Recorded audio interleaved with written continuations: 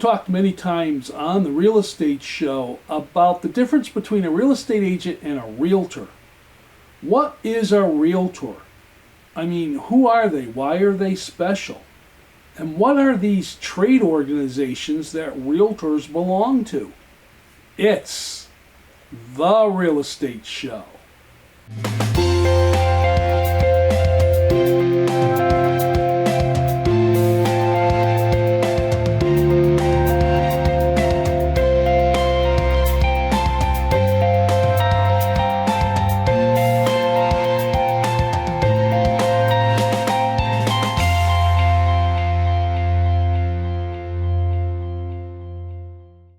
Welcome to the Real Estate Show. My name is Rick Naples. I'm the owner-broker of Zone Realty LLC. You zone your home.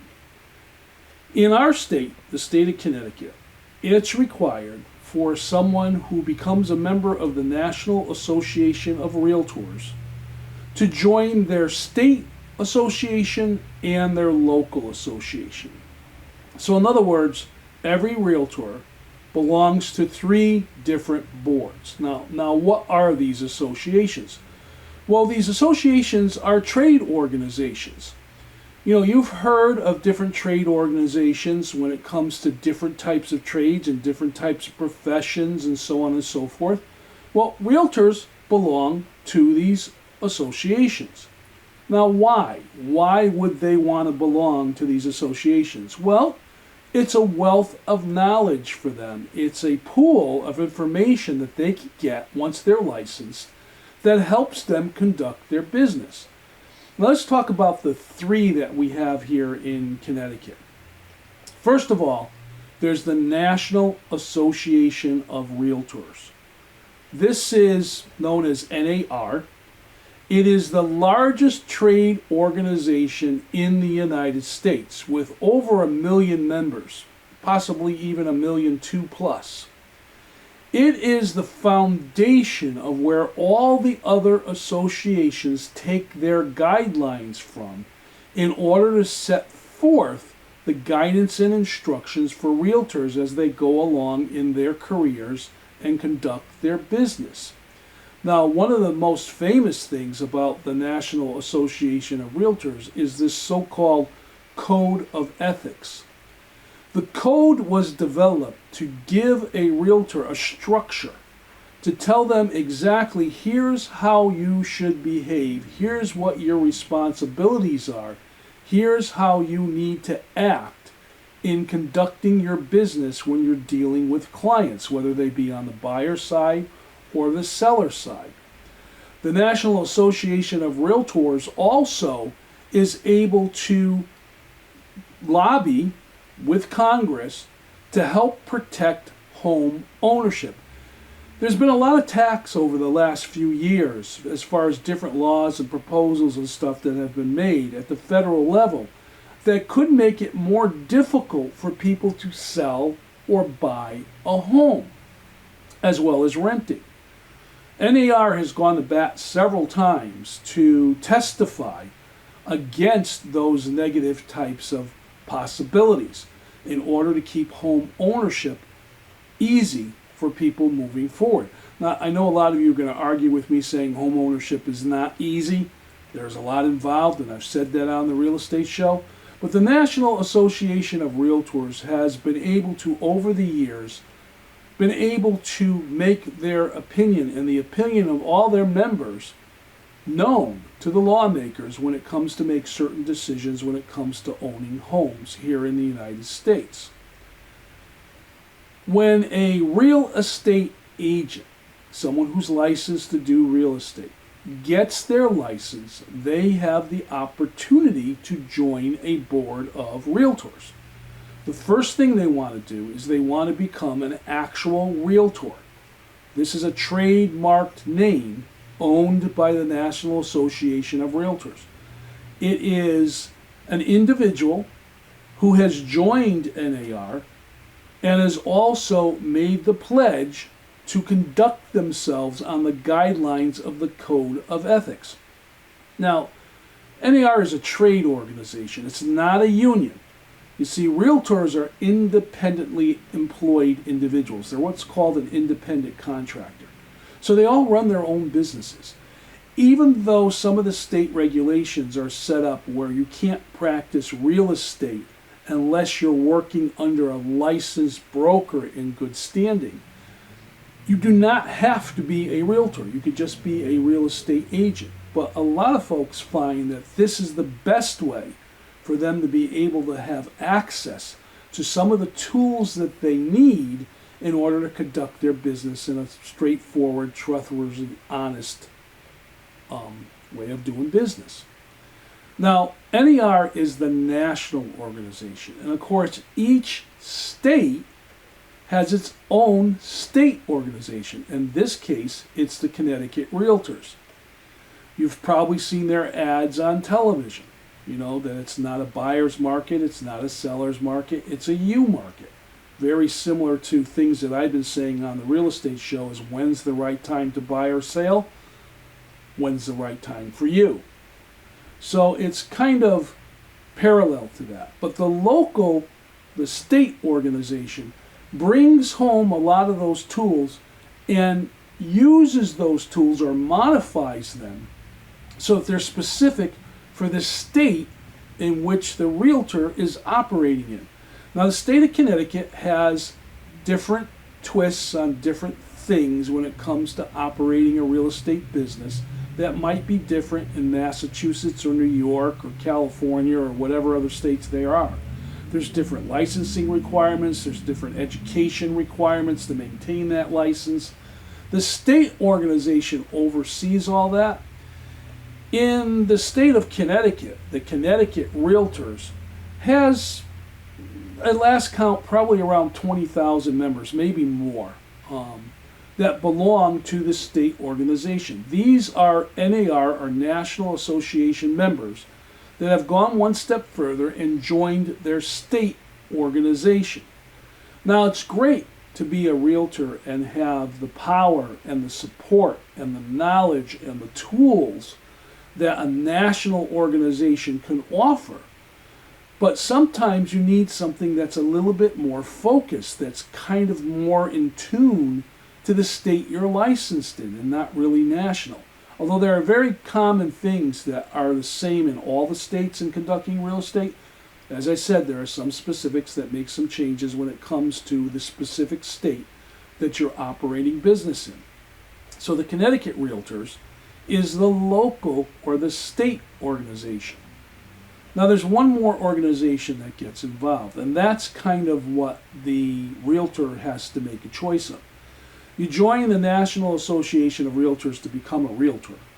You join your state organization, and there's only one, in this case the Connecticut Realtors here in Connecticut. But you have choices when it comes to joining what's called a local association, and there are several of them based on different areas within our state. Zone Realty, and myself, Rick Naples, a broker, I belong to the Mid-State Association of Realtors.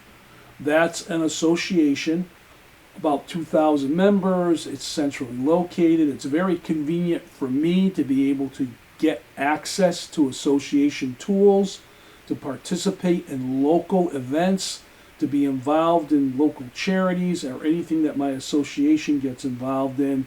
I also had the pleasure a few years back of being the president of that association, and also was elected by that association to be Realtor of the Year. There's other associations in the state of Connecticut. Perhaps the Realtor is located more towards the center part of Hartford or the East Hartford or that part of the Connecticut. They have a choice to join the Greater Hartford Board of Realtors. There's a Fairfield County Board of Realtors.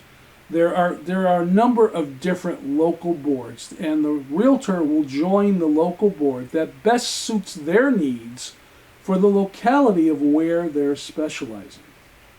Now, what does it mean when a realtor is a member of NAR, CTR, and their local association? I mean, how does that benefit you? You're someone that's looking to sell their home, or you're looking to buy a home. What does that have anything to do with you? Well, it has a lot to do with you, because you see, the realtor has joined these associations in order to stay in tune with what is going on in the real estate market. And I'm not talking about prices of homes and interest rates and things like that. That's true.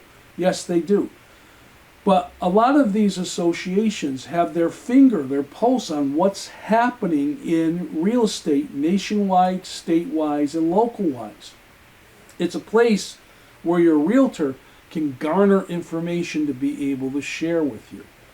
Now, in our state, we have a listing service called the Multiple Listing Service, the MLS. I belong to the Smart MLS. It's the largest one in our state. It is a place where when a realtor lists a home for sale, they're able to post all the information and all the data so that other realtors that may be representing buyers that are looking to buy in that particular area or price range can find the home. It's also, and I think you've heard me say this on the real estate show, it's also the mother lode. It's the central database that all the other websites, whether it be the realtor's website or the state website or sometimes the national website, pull information from. It's a key that allows information to be spread throughout the internet. I was once asked that when I list a home, where does that information go? And just for fun, a few years back, I decided to try and track it. And what I discovered was once I enter that information into the multiple listing service, a service, by the way, that I can only have if I belong to the National Association of Realtors and the Connecticut Realtors and my local board. That information is scraped by other companies and by other big internet sites to post on their sites, so that when you're searching on the internet and you're looking at some of these big names that are out there, you're seeing the information that's coming from the realtors. I mean, who's going to know the information better than the listing agent or listing company that's putting it on the market, correct? You do have to be aware of one thing, though. I'm going to tell all your buyers a little secret. If you're not relying on a hired realtor to help you find a home, and you're trying to find a home by looking on the internet on your own, sometimes some of the sites that you may look at are not up to date. I've had a very common complaint amongst clients that are searching for homes that go on the internet and they look at a couple of the bigger sites that are out there, and then they call me up and they say, "Hey Rick, we found this house, da da da da da da. We want to go take a look at it. You know, it's X, Y, it's in our price range, whatever." I go to the multiple listing service, the source, the place where realtors actually post information, where everything else is drawn from, to see if that home is still available for sale. And unfortunately, a lot of times, it's already under deposit, it's already been sold, or in some cases, it's already been closed. You see, the realtor, one of their responsibilities to their association and to the multiple listing service is to update it. It's updated automatically every 24 hours. So if the realtor changes the status of the home, it went under deposit, continue to show, it's off the market, they'll enter that into the multiple listing service. And sometimes that information does not transfer to other websites for sometimes a number of hours or a number of days or a number of weeks or never.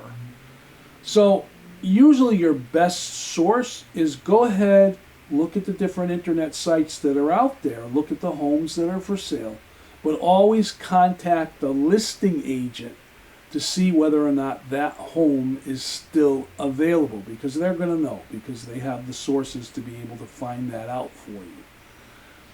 If you're working with a buyer representation agreement with a realtor, the realtor, that's one of the things they're going to do for you. They're going to check things out. They're going to find things out. They're going to ask questions. They're going to look at property disclosures and things that sometimes the other sites do not have available. One of the things in marketing that I'll make a mention of when you're marketing a house is to always put its best foot forward, as they say, is to make the house look the best it possibly could look. Photography sometimes can't be trusted. Over the years, I've showed many, many houses where the pictures are gorgeous and people are excited to go look at the house. And then we've actually got to the house and been disappointed. You have to be careful with photography on certain websites. Sometimes they're, I'm not going to say doctored, that's a bad word and it's an unfair word, but sometimes they're enhanced a little bit, especially if you have professional photographers getting involved whose job is to make the photos look as best they possibly can. You want to really take the pictures with a grain of salt. Some of the pictures are amazing, but there's nothing like going out and physically looking at the property. Each trade organization, whether it be the National Association of Realtors, the Connecticut Realtors in our state, or a local board of Realtors, all have certain written guidelines for their members to abide by. NAR has a number of articles within their code or within their guidelines that instruct the realtor on how and the proper way to interact and conduct their business. One of the big changes just recently is now, if you're a buyer and you want to work with a realtor, the realtor cannot show you any properties at all unless it happens to be their own listing, unless you sign a buyer representation agreement. This has now been made a requirement. The risk to the realtor, if they take you out and show you a listing that's not their own listing without having a buyer representation signed, is they can be fined or they can lose their license. And I don't know how many of you go to work every single day and want to conduct yourself in such a way where you can put yourself in jeopardy of losing your livelihood. I think we're all at base core pretty honest people and we don't do that kind of thing. So realtors will not do that either. So the buyer representation agreement has to be signed. If it happens to be the realtor's own listing, they work for a certain agency, they've listed the house, the agency has it on the market, and you call the listing agent directly. The listing agent, if they have time, and a lot of them don't, because remember, they're out there listing houses and marketing houses, not showing homes. That's what buyer agents do. The listing agent may make the time for you to come and see their listing. One of the ways that listing agents make that time for you to go see their listings without having to sign the buyer representation agreement is by doing an open house. We've all heard of open houses and what open houses are. We all know that traditionally they're done on Sunday afternoons, although I've seen some Saturdays and some weeknights, where you're just invited to go take a look at the house under no obligation. However, under the guidelines that the realtor has to follow, the realtor has to say to you, I represent the seller. I do not represent you. However, if you would like representation, that is available, and we can talk about that. Now that's important, because I talked about in a previous show a thing called fiduciary responsibility. The realtor who lists a home for sale is responsible to the seller. The seller is the one that's hired them. Their first duty is to that seller, to protect that seller, to do their best to honor the seller's wishes and market the home in such a way that is to the satisfaction of the seller. In other words, bring an offer that's acceptable. They do not represent the buyer. So the realtor is not going to tell a buyer or a guest at an open house certain information. And I talked about this a long time ago on the real estate show. Because of the guidelines that are set by the different boards of realtors and the way that a realtor is licensed and must conduct themselves, there are certain questions that realtors, even if they know the answer, cannot answer. They have to tread softly. The realtor can be a source of information. They can help guide you or direct you to websites or information for you to find out that information on your own, but they cannot tell you that information because they open themselves up to potential lawsuits, to potential disagreements or misunderstandings. So if you go to an open house and you go through the house and you have specific questions, the realtor most likely will answer anything that has to do with the data, like, yes, this has 3 bedrooms, yes, it has 2 bathrooms. But if you ask a question that's like, well, why is the seller selling their home? Or how low do you think they'll go in price? Or when do you think they'll be out of here? A lot of times the realtor will be very courteous and will not answer those questions in most cases. It's the same thing that when you are represented as a buyer. Again, the associations, the trade organizations, the NAR, the CTR, the local boards all have guidelines on how the buyer agent is going to represent the buyer. What questions can they ask? What questions can they explore? What questions can they answer? And there are very strict guidelines. We now have guidelines that we didn't have 20 years ago to protect everyone. You can't be discriminatory or even hint about discrimination. You need to be open and treat everybody equally. There's the Fair Housing Act. There's, different guidelines as far as equal opportunity is concerned. So realtors have a lot of rules and a lot of regulations that they need to follow.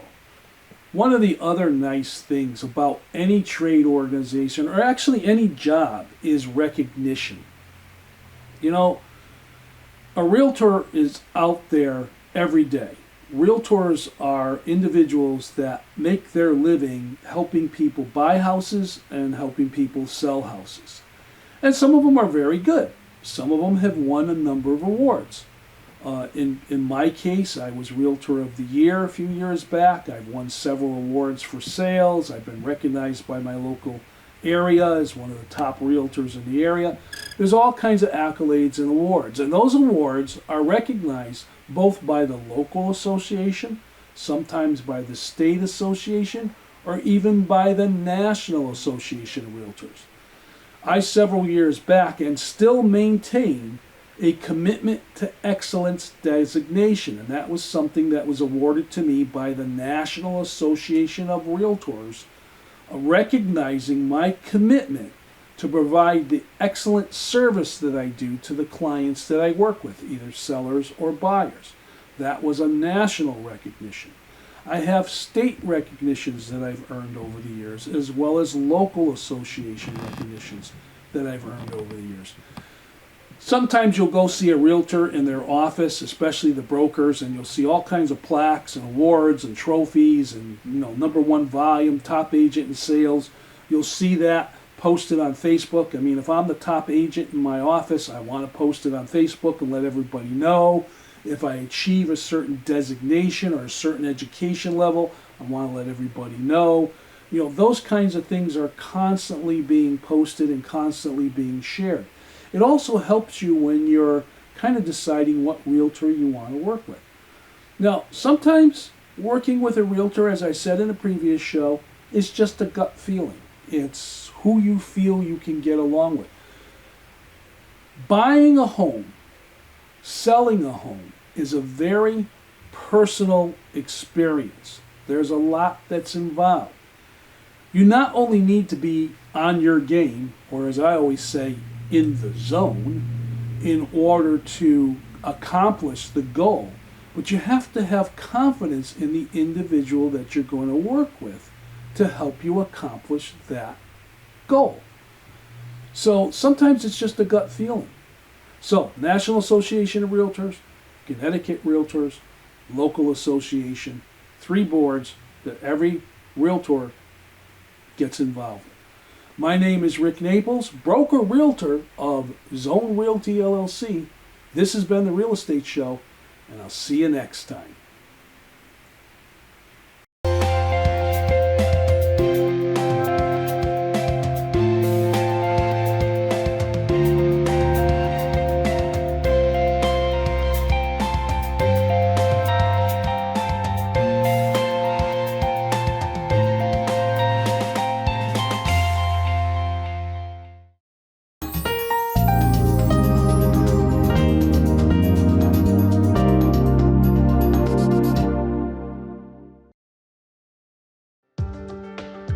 Step into our store and discover a stunning array of dancewear. Introducing Dancingly Yours, your one-stop shop for all things dance and delight for ages 2 to 92. From tiny tutus to energetic tap shoes, our store is a treasure trove of dance essentials. At Dancingly Yours, we offer an extensive collection of dancewear and accessories that cater to all styles and levels. We carry top brands and the latest fashion trends. From ballet to hip-hop, lyrical to jazz, ballroom to liturgical, as well as gymnastics, you'll find the best selection right here at Dancingly Yours. But we're not just a store. We're a community that celebrates the joy of dance.